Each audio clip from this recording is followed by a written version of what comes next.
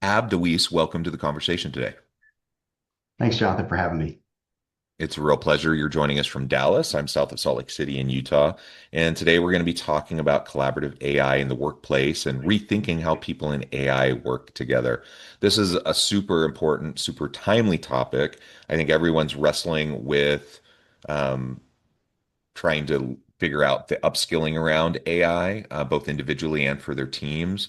And, we're wrestling with displacement potential. We're wrestling with hiring questions, around replacing people as they leave. There's just all sorts of questions around AI and how to use it effectively. And I'm a big believer in learning how to utilize the tool in a collaborative, human-centric way. And I'm just excited to talk with you and have a good conversation around collaborative AI in the workplace. As we get started, I wanted to share Ab's bio with everybody. Ab DeWeese is a serial entrepreneur, AI educator, and author of Essential AI, your all-in-one quick start to using AI in business and the workplace. He's also the creator of CollabChat AI, a platform designed to help teams work with AI and each other to produce better, more reliable results. And so today we're going to be talking about what HR leaders need to know about creative AI and how it reduces risk, strengthens decision making, and helps people stay at the center of innovation. Ab, anything you would like to add by way of your background or personal context before we dive on in? No, man, I'm really excited. I have such a passion for helping people not be afraid of this amazing future that's in front of us. So I can't wait to talk about it. Awesome, awesome. Well, let's just start off kind of basic. AI is obviously quickly becoming the workplace tool. But what really does collaborative AI mean to you, and what does it mean for HR leaders specifically? Yeah, so I guess for me, collaborative AI means working together to learn how to use something. Teamwork makes the dream work, right? So Hmm. uh, the people working together learn things faster, right? If I grunt and point and say fire, or I grunt and point and like teach you how to use the tool, like this is how people learn. This is how people work together. This is how we transfer information. And so, what better way to learn AI than to sit down with someone, whether you're sitting down with them virtually or side by side, to learn how to use this stuff. And the this kind of the darker side of this is if, as organizations, if we're not getting in front of this and we're not making these tools available to our workforce, they're going to do it anyway. You guys have probably heard of shadow AI. That's Hmm. the AI that's in the workplace that you don't know about because it's not supposed to be. It maybe it's them accessing a tool on the web, or maybe maybe it's just using this right here, right? Because I can pull this phone out and just use AI from my pocket. So the point of collaborative AI is you want to reduce the risk of misusing it, right? And there's a lot of different ways that people can misuse it, but if you have people work together, especially if you have junior people and senior people working together, Hmm. you're able to have some oversight on the way that it's used, and more importantly, the quality of what comes out, which is really what's more important, is how do we get the most out of these things so that we're using it to generate something that's more beautiful and more effective as opposed to just a bunch of AI garbage. Yeah, yeah. And there's plenty of that, right? It is such a great tool. It can produce so much wonderful material. It can augment, what people can do and the expertise related to their positions. But man, if there's not oversight, there's a lot of garbage that comes out of it. Now you mentioned shadow AI. Before we talk about the garbage piece a little bit more, because I think that's important. Yeah, let's talk about the shadow AI piece a little bit. Why is that a problem for organizations? Um, and how can they avoid the shadow AI effect? Yeah, I mean, so the thing is, it is such a useful tool.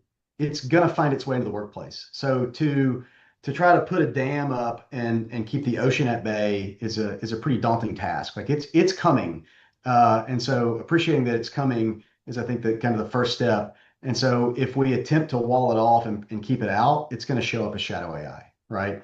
And and so then what do we do about it? Like how can we solve that problem and bring it in a way that's meaningful? Well, it means knowing that it's coming. Well, let's have a plan in place to bring it in. Let's bring AI in a structured way where we have some control over the situation, As a father of young girls, my girls are going to grow up and they're going to date, right? And I could try as I like to keep all the boys at bay, or I can do my best to make sure that the ones that come to our house are the ones that I want to be there, right? So it's no different, right? So as AI is coming into the workforce, it's incumbent upon you, dear leader, right, to get ahead of it, have a plan, and have something that they can use where you don't necessarily have to control all of their interactions, but you make sure that they're surrounded by a good peer group and responsible people that will give them good oversight if you can't read every message. Yeah. And maybe it's obvious to everyone in the audience, but maybe speak to the issues, the challenges, the problems that occur when people are leveraging shadow AI instead of going through more proper channels. Yeah, well, I mean, the biggest one is if they're hiding it, you're not going to know about it, right? So you're not going to know about it until it's too late. But the biggest risk of shadow AI is really not because AI is shadowy. It's more that most people, not just rank and file all the way up through senior leaders, most people really misunderstand they misunderstand the immense power that AI brings, and then they completely misunderstand how it constantly falls short and falls on its face. And because they're not adept, and isn't everyone, but those that are not adept at AI, and they don't know how to apply the scrutiny. They don't know to be skeptical. They don't know to not trust everything that it says. They fall into the trap of just believing everything that comes out, and they put that work out as their own. And you see countless news article and countless headlines of big mistakes that people make where lawyers cite cases that don't exist.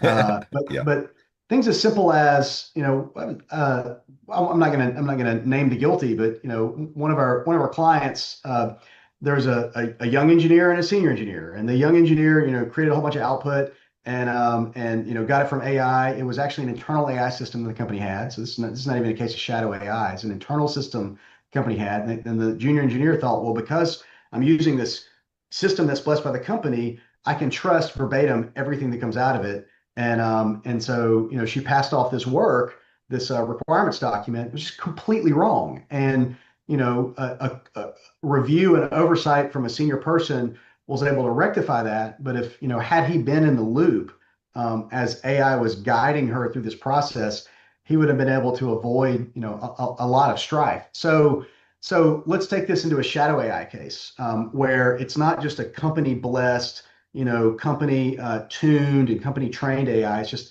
just one that's off the shelf that's available on their phone or through some website. Then this person is going to think they're doing a great job uh, quickly producing something valuable when in fact they're producing the wrong thing. And if they don't have typical checks and balances like you have in more mature organizations, then that work is going to make it out in front of your customers or sent out to your vendors.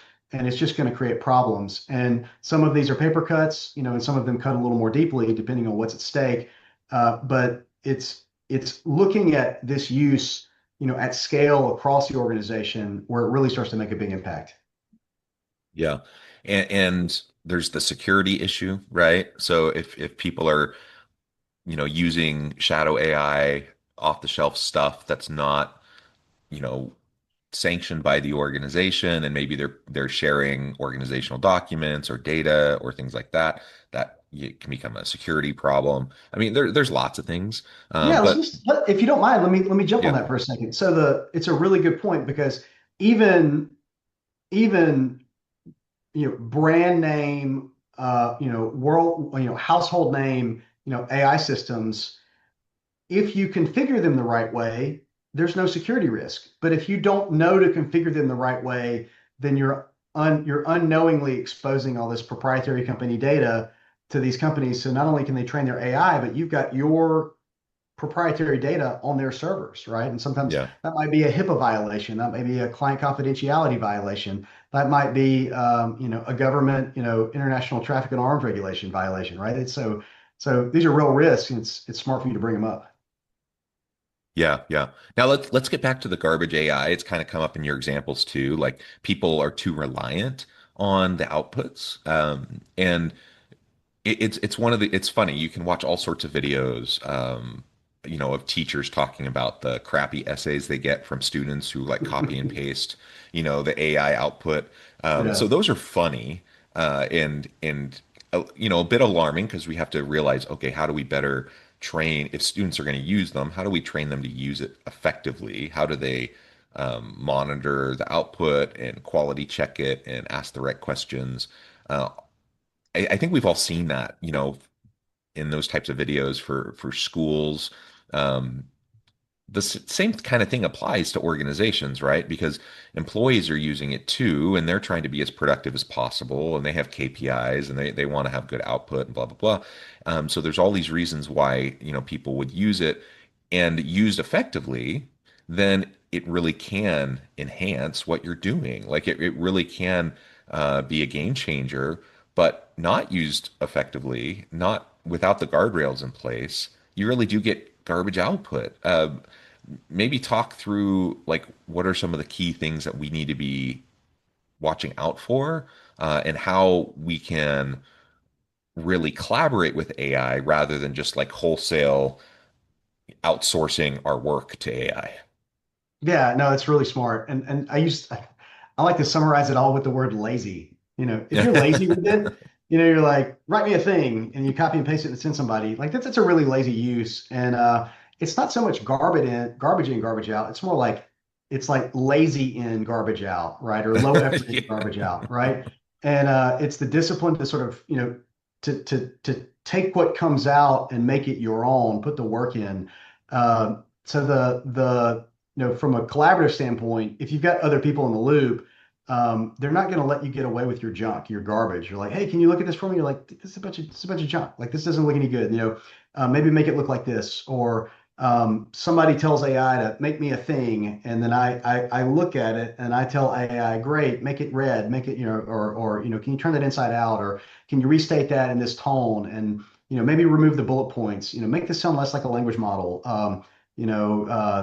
Or I like to do things like more cowbell, or Hmm. just kind of throw curveballs at it to make it a little more human. But it really, like the garbage, it kind of comes in two forms. One, it's laziness, and the other is inaccuracy. So not everybody understands. If you don't mind, and just to educate the listeners for a second, um, all these things do is guess the next word. They're phenomenal next word guessers. They guess the next word. They're amazing at guessing words such that the words that they string together mimic the patterns of human speech. They're very good at writing things that sound like something someone would say, and they are notoriously inaccurate. They're not factual. They're not encyclopedias. It's not a reference. It doesn't. You can anchor these things in ground truth, but at the end of the day, all they do is guess what sounds plausible. And so because of that, you've got to stay vigilant and look at the output and make sure that you believe what it's saying. So here that word lazy sort of shows back up again. If you take the output and you don't take the time to think about it, or have someone, if you lack the expertise to review it, have someone else who's the expert to review it, or go and do the work of reading third party references yourself to make sure that what it's saying and where it's pointing you to is accurate. Like these are all the things that come into notions of garbage AI. Like so, one of our clients is makes an AI system for use in medicine, and the outputs need to be reviewed by doctors. Period. End of Hmm. story. Full stop. And in the beginning, you set up very rigorous verification and validation processes where you get a large sample of the outputs. You have a lot of different doctors review them, and you make sure that the error rate is sufficiently low, meaning what the doctor thinks and what the AI says are in sufficiently good agreement. And then once you have that in place, well, then it's still incumbent upon you as the organization to sample, one out of every 100 or one out of every 1,000, whatever the right rate is, Yeah. AI outputs, and make sure those are accurate. And a failure to do that at the organizational level is another way of being lazy. And that's how you kind of monitor and prevent the garbage. And it's really as simple as looking at what comes out of this thing. And if I may, and people will say, why would I look at everything that comes out of AI? Doesn't that defeat the purpose of using AI to automate this stuff? And the answer is you don't have to look at you don't have to look at everything. In the beginning, you do, but as you gain more confidence and you have the rigor to demonstrate that, you can have less and less and less oversight, but you still need some. So those are kind of the themes. Yeah, because there's still like the models are getting better for sure. And some of the newer releases, really blow my mind when I see, like start to even scratch the surface of what they can do. But there's still hallucinations. There's still just like you said, it's guessing the next word. And so there's just it will put out stuff that looks like it fits. And if it doesn't know, it'll just make something up, right? Mhm. That's exactly right. Yeah. Well, okay. So tell us more now about your platform. You've built a platform focused on people plus AI teamwork. What have you seen to be some of the most compelling use cases inside of organizations? Yeah, so I can give you just a few examples, and you'll see there's a theme here. It's really simple. You might have like a senior law partner that is reviewing the output or the AI interaction of a junior associate. You got an associate lawyer who turns to CollabChat to try to rough in a draft of something, a draft of a document, and as that conversation is taking shape the junior lawyer went ahead and added the senior lawyer to the thread so that the senior lawyer is able to watch it. And as it's taking shape, so no, you need to turn left a little bit right here, kind of point it in a slightly different direction. Another example of that is in software engineering. So you might have a senior developer come in, start a thread with CollabChat that says, I need you to build a blah blah blah blah blah blah blah blah blah application, and that the senior dev is able to speak very succinctly, use acronyms, abbreviations, and speak through her fingers really fast. So she's going to articulate this vision and then say, now put together a step-by-step plan. And then she invites the young developer in here and says, go do those things.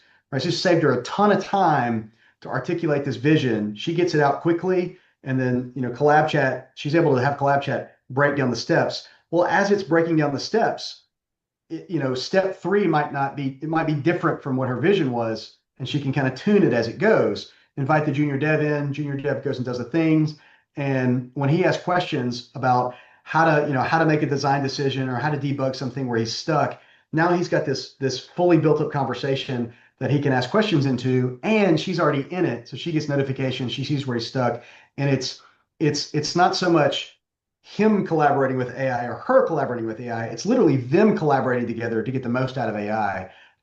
So those are a couple of examples, right? And I'll throw a third one out there. You got a sales professional who's kind of game planning how to go attack, like how to get at a prospect, and they're putting this game plan together. Well, the sales leader is in the conversation and is able to see and just slightly tune both the AI recommendations and what this sales professional is putting together so that you get to the right output faster.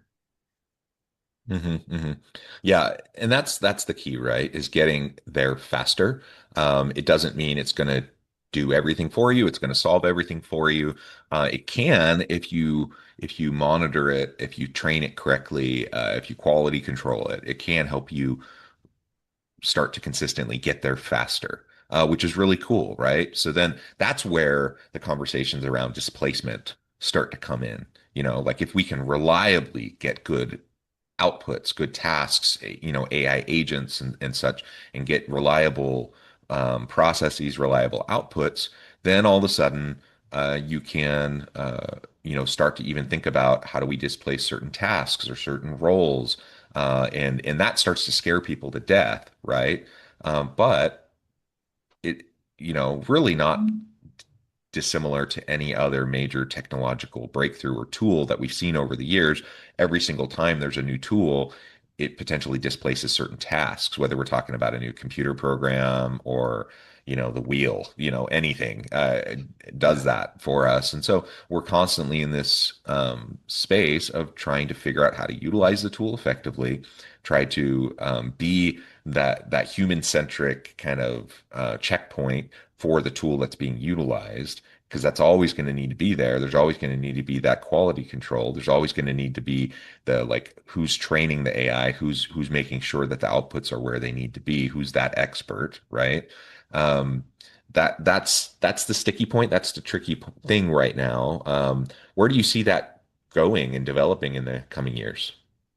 Yeah, I think, people are always scared of change, right? They're scared, people are scared of new things. They're scared of not really new things, they're scared of the unknown. And especially when the unknown is when you don't understand it, and then it might potentially, you're worried it might hurt you. It's easy to be afraid of that. And so one of my clear answers is, and this is one of the reasons I built CollabChat, is because if I'm standing at the edge of the dark forest and I have to Mm, walk in there, right, and I don't have a choice, I would feel so much more comfortable if I have a friend at my side. So being able to mhm, work and to be able to approach this thing with a friend, just makes it a little less scary. Well, what would be better than that is if my best friend walks out of that forest and says, "Hey, man, come on back in here. It's safe," right? And so that's one way to kind of lower some of the fear of approaching these things. The other thing that I'm really excited about is eventually everyone will have been exposed to AI use on a very regular basis. It hasn't happened yet. I tend to think everyone's using it every day, but then I realize I can kind of live in an echo chamber, and there's, for every mhm. person that's out there using it every day, there's probably, eight or nine or 10 that haven't touched it yet. And I've got to constantly remind myself that there are lots of people out there that are just getting started with it. So you Or said, or to add to that, yeah, maybe they are using it, but they're not using it in any sort of sophisticated way, right? Um, and there's nothing wrong with that. If you're dabbling and you got to start somewhere, you got to start to figure out how to utilize it. But I really do think the number of people who are like really leaning in and using AI as a collaborative tool in a sophisticated way is probably pretty darn small at this point. yeah, I think you're right. And the good news is the people that are dabbling in it, they've already taken the first step. And there is no substitute for talking to, it doesn't matter which AI system you talk to, spending the time talking, and when I say talking, I mean through your fingertips, right? Talking through your fingertips, interacting with these things, conversing with them. It's just like you meet a person after you've had several conversations with a person, you get a sense of who they are and who they Mhm. aren't, what they can do, what they can't, where their strengths and weaknesses are, what they're good at, what they're bad at, what they like, what they don't like. That just comes with familiarity and spending time talking. And AI is no different. The more you interact with these things, the more comfortable you're going to get with them. And the more you're going to realize what they can't do, the more you're going to appreciate how you have to have a skilled person in the driver's seat. The more you use them, the more you'll begin to realize, oh, this thing's not going to replace me. It needs me. I'm the pilot. This jet doesn't fly itself. Sure, when I get it to altitude, there's an autopilot, but I've got to stay in the cockpit because if something goes wrong, I need to be there. And when it's time to land the plane, it's my job, right? I've got AI doesn't work without a skilled person at the helm, and you don't get to deeply appreciate that until you've spent enough time talking with these things. So I'm excited about the future because as people become more and more and more exposed to it, they'll become less and less fearful, and they'll begin to have that sense of agency. And just like the computer that was supposed to delete all these jobs ended up bringing tons and tons and tons of prosperity. AI is the same way. And right now, people are afraid. And I feel like I'm on a mission to just give people the confidence and the simplicity to go like headlong into this brave new future. And I'm really, really, really excited about it. And I'm on a mission to to just remove the fear and empower Mm. people. Yeah, I love it. Well, this has just been a super fun conversation. I know we've only scratched the surface. There's so much more to be said about everything we've talked about today. But Ab, it's been a real pleasure to be with you. As we start to wrap up, I just want to give you a chance to share with the audience how they can connect with you, find out more about your work, and then give us the final word for today. Yeah, thanks. So you guys can find me at abdeweese.com. That's A-B, DeWeese, DEWEESE.com. And check out my book, Essential AI. I make this stuff really approachable. You're welcome to use CollabChat. It's a free tool. And if you guys need help from my team or me, as from a leadership or implementation standpoint, be happy to help. And if you just have questions about AI, follow me on LinkedIn, reach out. I'd love to help you. Awesome. Ab, thank you so much. It's been a real pleasure. I encourage the audience to reach out, to get connected, find out more about what Ab and his tools, his resources can do for you. And as always, I hope everyone can stay healthy and safe, that you can find meaning and purpose at work each and every day. And I hope you all have a great week.